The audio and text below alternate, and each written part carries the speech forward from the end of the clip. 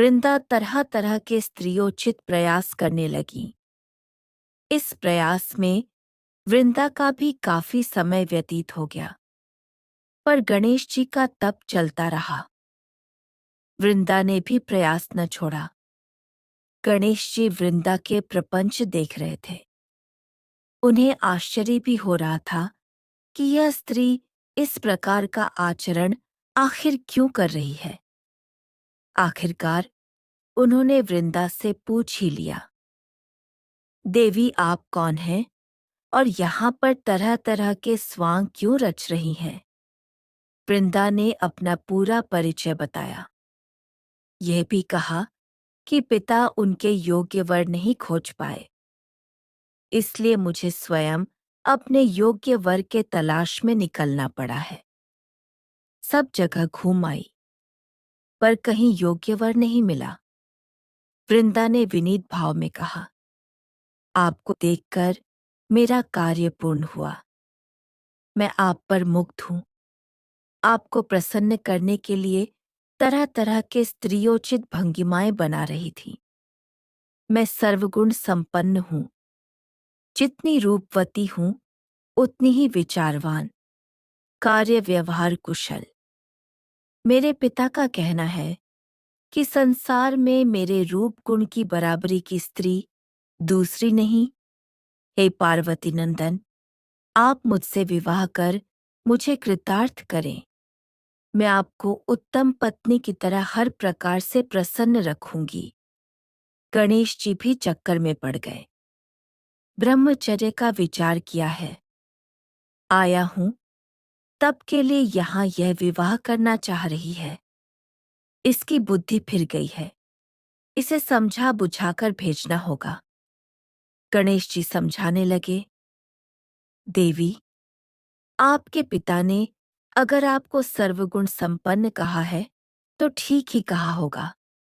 उस पर कोई तर्क वितर्क करना उचित नहीं है।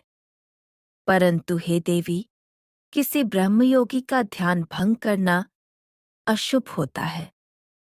मैंने ब्रह्मचारी रहने का विचार किया है, इसलिए अब मैं तपोलीन रहना चाहता हूं। मैं विवाह बंधनों में नहीं बंध सकता। आप जैसी योग्य कन्या के लिए वर की क्या कमी? कोई दूसरा वर खोज ले। मैं विवाह नहीं कर सकता। मेरी जैसी योग्य कन्या से विवाह का प्रस्ताव कोई कैसे ठुकरा सकता है? वृंदा का गर्व उसकी बुद्धि को ग्रसने लगा। गणेश जी ने तो शांत होकर अपनी विवशता बताई थी, पर रूप के गर्व में चूर वृंदा ने उसका तात्पर्य गलत लिया। वृंदा क्रोध से तिलमिलाने लगी। उसने गणेश जी को फिर कहा, आप मुझसे विवाह करें, अन्यथा मैं आपको श्राप दे दूंगी। गणेश जी ने अनसुना कर दिया तो वृंदा ने श्राप दिया, तुम्हें अपने ब्रह्मचारी होने का बड़ा मान है। तुम मुझ जैसी रूपवती और गुणी कन्या को ठुकरा रहे हो। मैं तुम्हें शाप देती हूं कि तुम्हारे एक नहीं दो दो विवाह होंगे। गणेश जी ने सुना तो अवाक रह गए। वृंदा ने उन्हें अकारण शाप दिया था। इससे उन्हें क्रोध आया।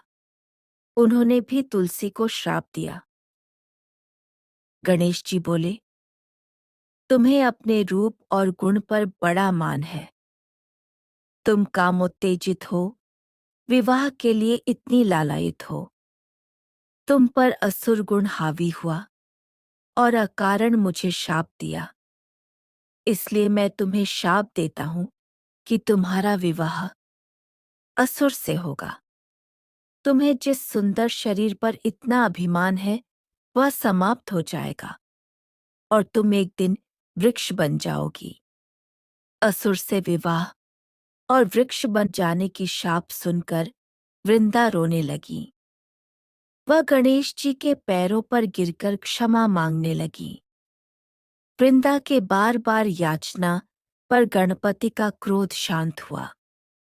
गणेश जी बोले, मैं शाप को वापस तो नहीं लौटा सकता, लेकिन शाप में ऐसा संशोधन कर सकता हूं कि यह शाप वरदान सिद्ध हो जाएगा।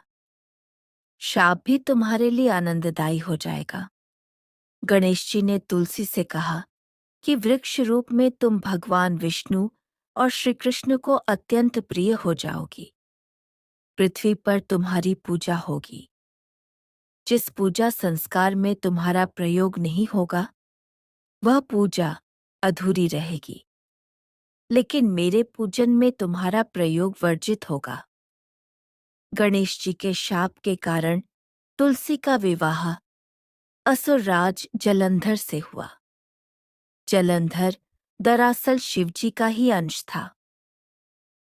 शिवजी ने एक बार इंद्र की परीक्षा लेने के लिए अवधूत का रूप धरा, लेकिन इंद्र पहचान नहीं पाए और उन पर वज्र से प्रहार कर दिया।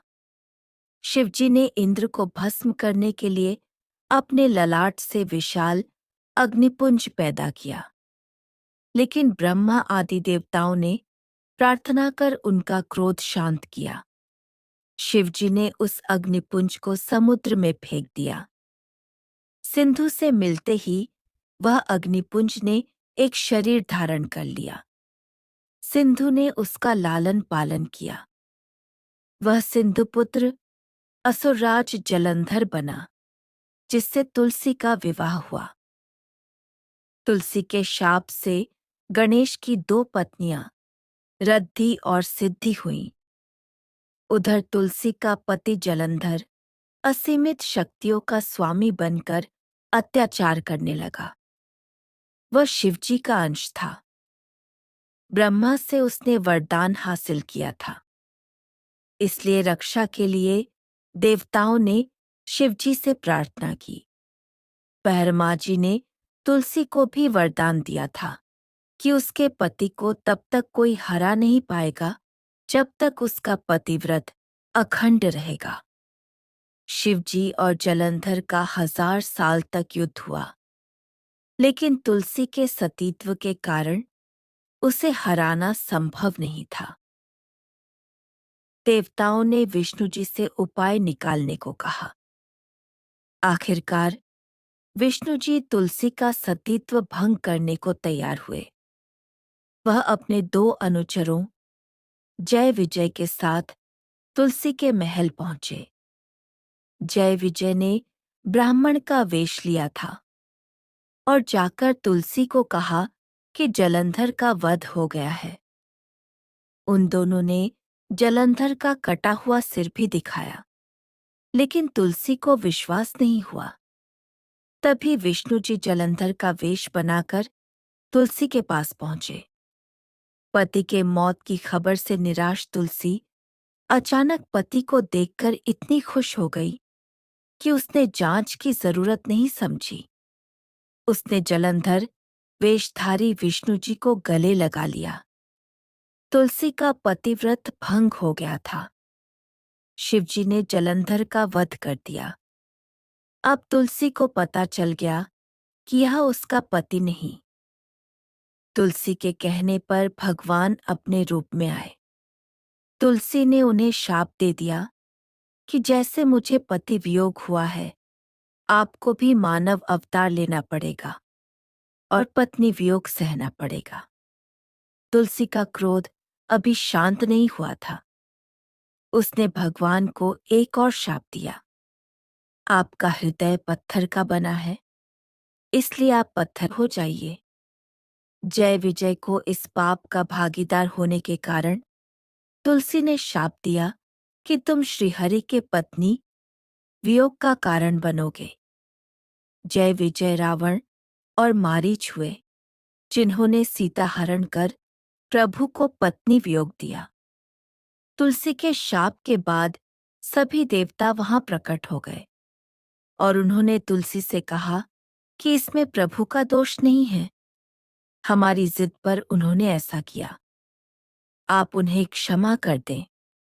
तुलसी ने कहा, श्रीहरि पर शाप का असर तो तभी होता है जब वह उसे स्वीकार करे।